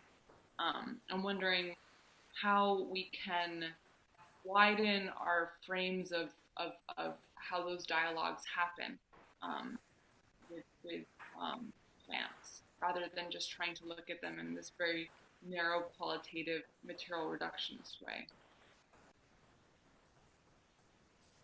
I can jump in on that if make a start, and then if others want to jump in. This is a question that actually came up for me while I was writing Dispersals, when I got to a chapter on moss, and I was writing specifically about a species called heath star moss. I think it sort of confronted me because it's a species of moss that is very, very broadly distributed now and is very broadly understood to be invasive in a lot of the places that it has moved to.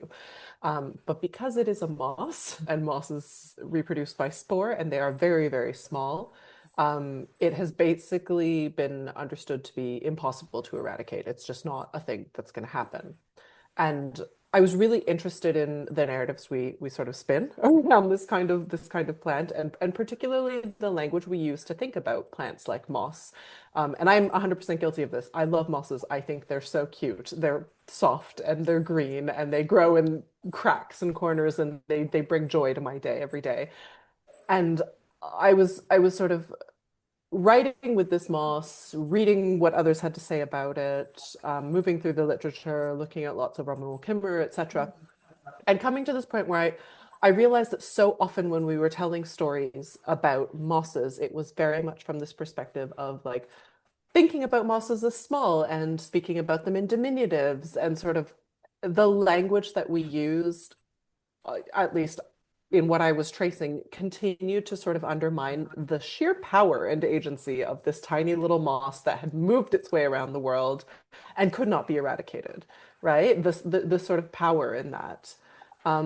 So for me, the sort of like the turning point in that essay was about this sort of realization that like actually the language is a problem, right? And that like what would it mean if I were to actually completely unpack my thinking about what a moss can do, and try to tell that a different way. And I don't know if I have an answer, but it was sort of that confrontation with the sort of limitation of the kinds of stories that we have told so far about heath star moss. And yeah, so I don't know if that's maybe I'll put that on the table, and if others want to sort of pick this thought up and run with it.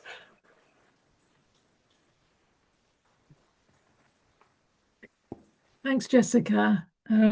Yeah, I was just thinking about mosses when Marcella was talking, because remembering that painful story in Robin Wall Kimmerer's Gathering Moss, where somebody wants to create a kind of moss thing in their house, and that was a whole kind of trying to move established mosses from somewhere where they were happy and really doing their thing, and the tragedy of that mindset.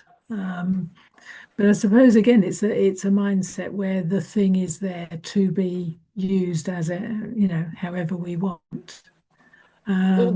This is, I think, what's interesting about the mosses, though, is that we so often position them as like things that we're going to pick up and move. And I think this, the sort of earlier presentation, the sort of question of moving plants, right, across the world, like plants move, right? Like this moss, this tiny little moss has gotten itself around the world in a range of ways.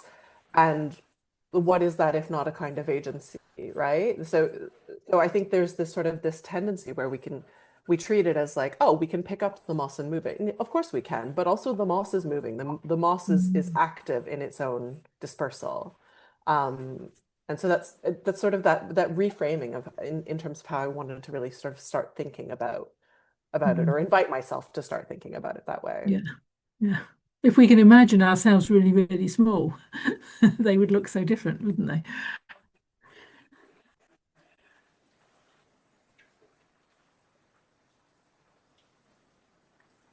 Well, I can't resist. It's not a question, but because today I witnessed the human fight against mosses. I have a studio on an island in Helsinki that used to be a military area, and there is an environmental center there with children, school classes coming there to learn about nature and fish and so on.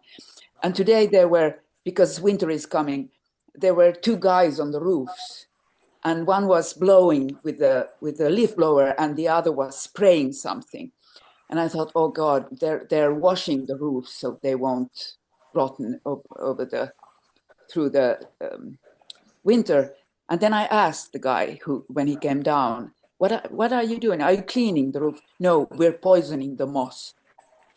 So obviously the moss is so strong that it has to be killed from the roofs in order not to damage them. But it's a nature center, so you understand the paradox. That's why. Okay, but this was to continue on your story, so not a new start. Sorry.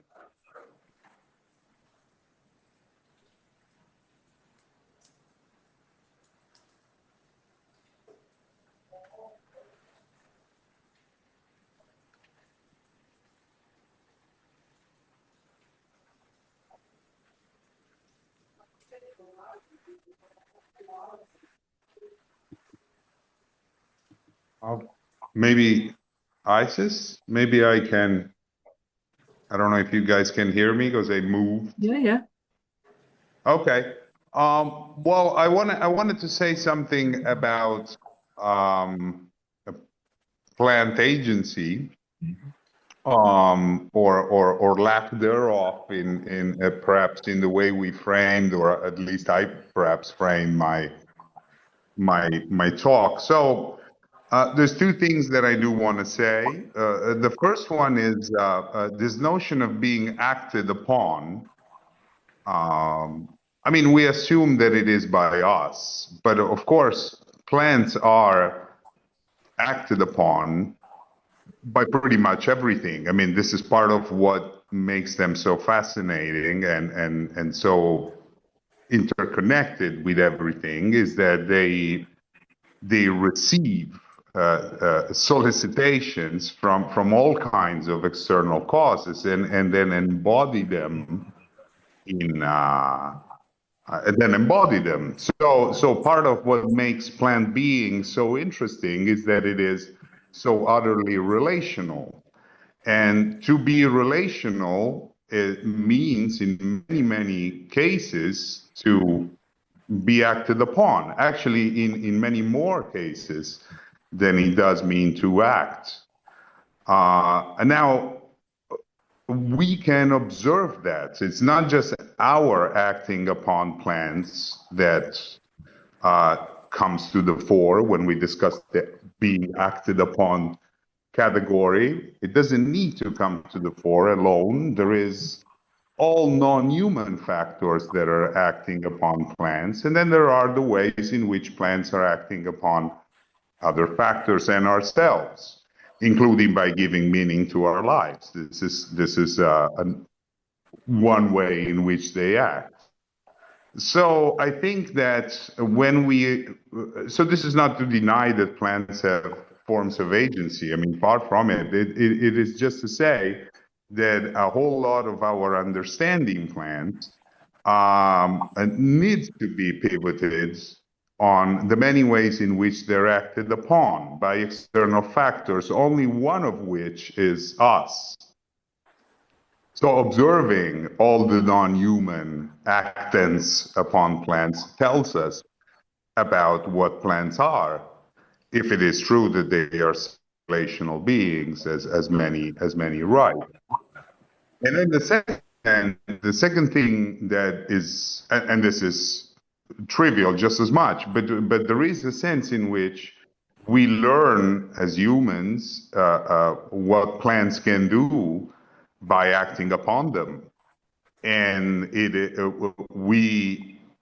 unless we import some presupposition that says that our acting upon them is ipso facto unnatural or disrespectful. It is one of the gates through which we learn what plants can do. Another gate is to just let them do their thing and simply observe. And maybe even a better one is not to observe them at all. But this is just what I wanted to say, that there is, of course, let's say, a dark side to the notion of plants as acted upon, but it is dark because we assume that we are the protagonist of the acting, and that need not be the case. And in other cases, by acting, we learn what plants can do. So this is just my 2 points. Thank you, Marcelo. I think that's an important point about the way of thinking about. We fall into thinking about plant agency in the model of human agency, and we need to be respectful of the complete otherness as well, of the connection of the way plants are connected within a kind of whole network of beings. And the things acting on them or them. I don't know, what do you call it when it's not, if we take out the acting on, what do you call it when it's I think definitely plants act.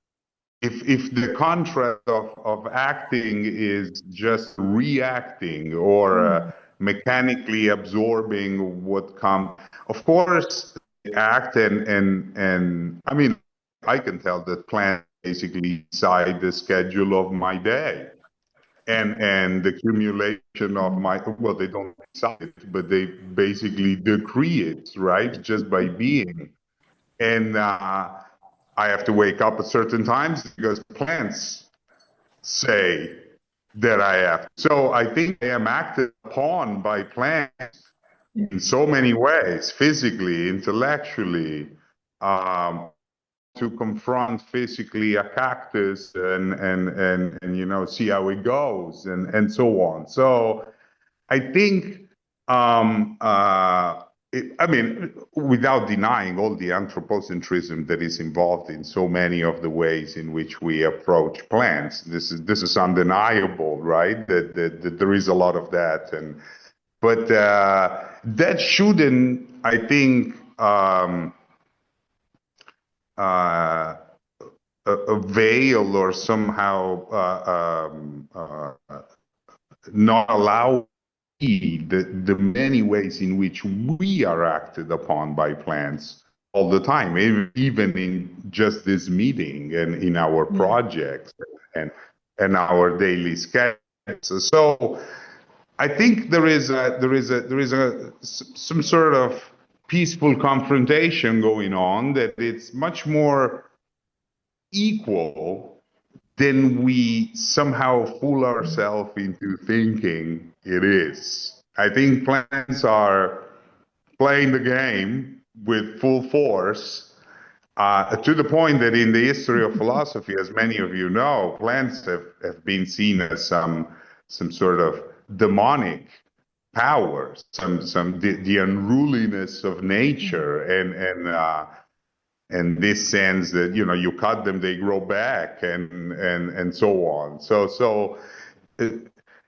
I think we have a very ambivalent relationship with plants, and of course we struggle to put ourselves at the center, but I think they do act. And if we just look at all the ways in which we are acted upon, we tend to act, but we're also acted upon continuously, right? So we just need to be more attentive to many ways in which they do act, to recognize their agency, and I don't think they need a brain or anything like that for them to be called agents in such term. They don't just receive, as in any relationship. There is an exchange, and plants have powers, very many of them. Right. Okay. Sarah wanted to read a question from the chat, or a question or two from the chat. Okay, yeah, I have a question from Jonas Frederick Donen. I hope I've pronounced that properly. For Maria, I'm fascinated by gardens, especially the one in New York. Is this only about an Anglo-American transfer, or is there also a Dutch-American transfer recorded through this garden? Asking as an environmental land historian of New Netherlands. So if Maria would like to answer that, and then I guess if there's a debate to be had, I'm sure Jonas is allowed to unmute himself and come in. Okay, Thanks. the way I do the research is I find the list of in New York. There's different ways of doing research in different iterations, but in New York, there was different lists from the 19th century of ballast flora. So there, what we don't have is the information about where they came from, no, because we just have them arriving in the U.S. And then you would have to study further where each ship went, what ballast the ship loaded on. These are aspects of the research that doesn't interest me too much. But for example, Norway, I know shipped a lot of ballast to the US. So I know that there is that connection. It's not only the Anglo-American, not at all. And the US, and a lot of ballast was shipped from the US to Norway. So there's a lot of studies on all these plants grown in Norway because Norway had cut down their forest areas. So it's a bit of a mix of different reasons that these plants arrived. And one would have to do more research into the ships that came and how. I have a list of some of the ships that came. There's a painting I made with some of the ships coming and going. But you would have to go, for example, through the New York Times articles on, not articles, their announcements on ships that arrived in the New York port, for example, and then trace back from that. Thanks, Maria. I'm sorry, I've just realised there's also a question in the chat from Miranda Barnes for Goldie. So I'm sorry I missed that one and then took the second one first.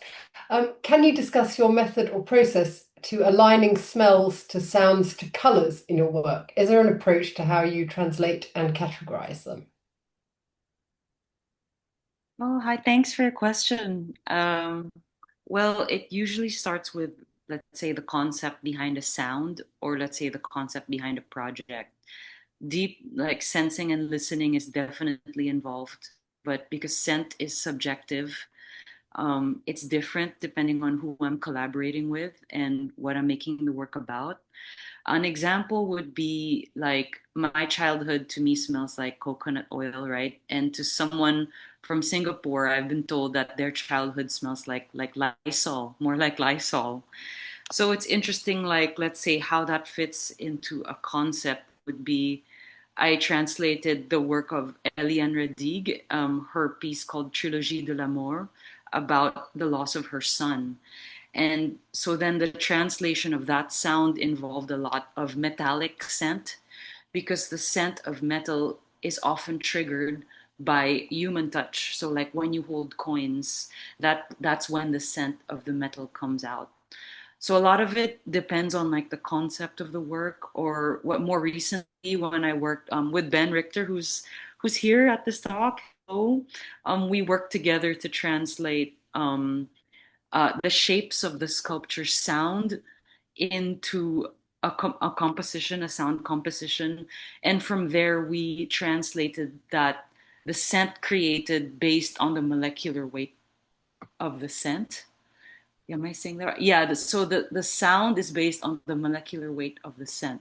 So it depends really on who I'm working with. And of course, since it's subjective, then a lot of it is a lot of smelling and listening at the same time.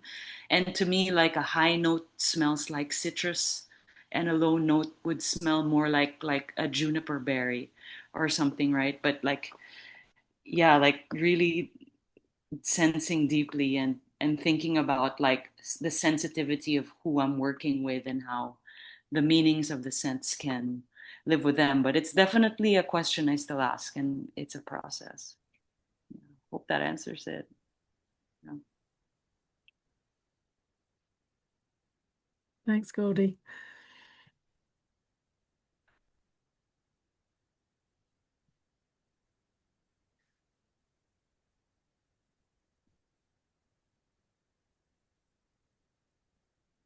It seems like Matthew has a hand up.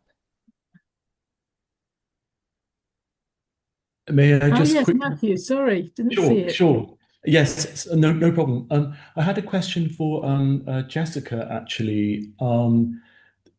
She said something very intriguing, I think, about the combination of expertise in nature writing. And I really wanted to ask a bit more on that, whether expertise lends a kind of heightened experience of different aspects of nature, particularly in relation to botany and plants. Because if we look at Maria Theresa's installations, there's a taxonomic specificity that links with global history as well as the aesthetics of the plants presented. So I just really wanted to ask something about expertise and aesthetics, and also something that hasn't come up today is the increasing significance of DNA barcoding and environmental DNA, where in a way nature itself becomes a kind of object of genomic churn rather than a more tactile experience of distinctive ecologies. So that was just something I wanted to raise. Thank you, Matthew. I think this is, so the thing with expertise for me always comes into play when thinking a little bit about like what the sort of generic conventions have looked like for nature writing, you know, and I think there's two things that I would sort of touch on here. One is that the tendency to sort of limit nature writing to like needing to employ these kinds of forms of expertise and knowledge forms, I think is quite limiting in terms of like what is possible for the genre, but also limits who can potentially be a nature writer in, I think, quite dangerous ways. But then on top of that, like I'm an environmental historian, I have training in botany, and I come into this discipline and I also do this work. And I think for me, you know, similar to Maria's work, it is about that sort of layering of different resonances atop one another. And when we are talking about bringing like knowledge, natural historical knowledge into the practice of nature writing, what we're also doing is reproducing or echoing like a settler colonial tradition, quite frankly, right? I think we also need to be doing so in a way that also actively seeks to undo those implications. And so for me, it's always been about placing that botanical knowledge alongside other forms of cultural knowledge. So for myself as a mixed race migrant from 3 generations of migrants, it means telling those stories alongside that botanical narrative and undoing it in other ways, presenting the sort of counter narrative, presenting other ways of seeing it. And so for me, I think it's like, I wouldn't want to do away with it because I also think it's a valid and important way of knowing, but it is one in which we must continually seek to like situate the history and also situate it as one single, very sort of like very particular story about a plant that we could be telling, right? And that if we can sort of loosen up that grip a little bit, right? That the botanical story of a plant is not its sole truth, right? We might actually be doing ourselves a bit more of a service in terms of like allowing plants to sort of actually stand at the center and to, I think, loosen our grip on like what we think plant being is, as sort of we've talked about already in this conversation. Does that answer your question, Matthew? Yes, partly. I mean, I think that if I can just very quickly come back, I mean, I think that there's something very interesting to me about the, if you like, the heightened multi-sensory experience of nature through knowing, let's say in the realm, not plants, I'm afraid, but ornithology, recognizing bird calls, all kinds of things which are very intricate, I think, between aesthetics and knowledge, which I think also applies to the botanical domain. So I suppose my question would be, can we hold on to strands of this kind of multi-sensory knowing of nature, but also be critically reflexive about these complicated histories that you refer to? Yeah, absolutely. And I think this is, I mean, that's sort of been a huge part of the project of my work, at least. And I think probably most of the artists here are sort of enrolling this in some way, right? That it's like we can sort of engage while also disentangling and like reasserting those histories, right? Like being able to say like it's a legacy that is ongoing, that continues, right? but we have to be able to tell these stories in different ways at the same time. Sorry, I'm not being very articulate.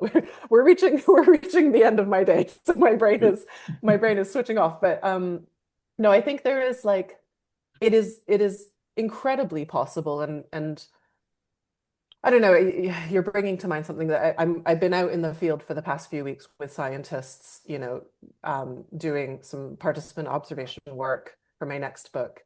And it's been this sort of question in the back of my mind, if I'm writing with the work of scientists and I'm also wanting to sort of unpack the dynamics of them doing work, particularly in, you know, a settler colonial context, which is where I was in Canada. How do I tell those two stories together, right? How do I hold that form of like deep, intimate knowledge that they hold of the landscape as scientists alongside the deep, intimate knowledge of the people whose territory it is, right? And those two knowledges together, but also the ways in which they encounter one another, that they story tell together, that they make knowledge together. I don't know. These are all provocations. I don't know if I have answers, but I think it is about holding all of these strands at once. Thank you, Jessica. We're coming to the end of our 2 hours, and so yeah, I think it's probably, I don't know if perhaps we can just have one more question from somebody, but well, I can I say something? Yeah, Annette. Because I've been speaking too much. I know there are panelists that should, but I just wanted to title of this, the memory and belonging, because it ties. We tend to use plants as evidence and plants as witnesses. I think of like the ballast flora or like, but I somehow expected to hear about specific memories and specific histories related to specific places with specific plants, because plants, despite what we've heard today, they tend to stay in place. For instance, trees. So they, and I thought about this, that they become symbols of belonging, but also the opposite can be true. You can produce belonging with the help of plants. This sounds better, but by sort of learning from a tree that sticks there and will not die and is broken and will still go on, they say that you give a drug addict a plant, and if it's alive after 1 year, you can give them a cat.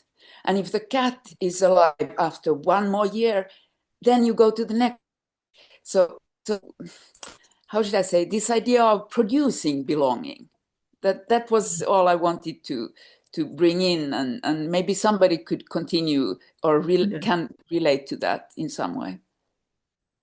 Yeah, certainly that sense, the idea of when people are displaced, often it's plants that will allow them to kind of make a home or feel at home when they bring or create a garden in the style that they are used to.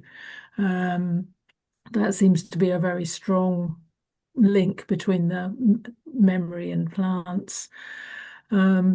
So we are at our 2 hours, and so it remains for me to thank our 4 speakers, and for the marvelous presentations that they've given, and our panelists for joining in and enriching that with questions and observations, and our audience for also chipping in there. And it was wonderful to see so many people. I'll just end by just pointing out that the Oak Springs Garden Foundation is a charity. The Plant Perspectives is a journal with open access, because we're trying to keep it open access, and at the moment Whitehorse Press are doing that at their own expense. So if anybody has enjoyed today and they want to contribute in any way, both our White Horse Press website and Oak Springs are very happy to receive any donations. But we would like to keep our events and our journal open. So it just remains just to say thank you very much for all coming along and engaging in the conversation, and may there be many more. And thank you, everybody.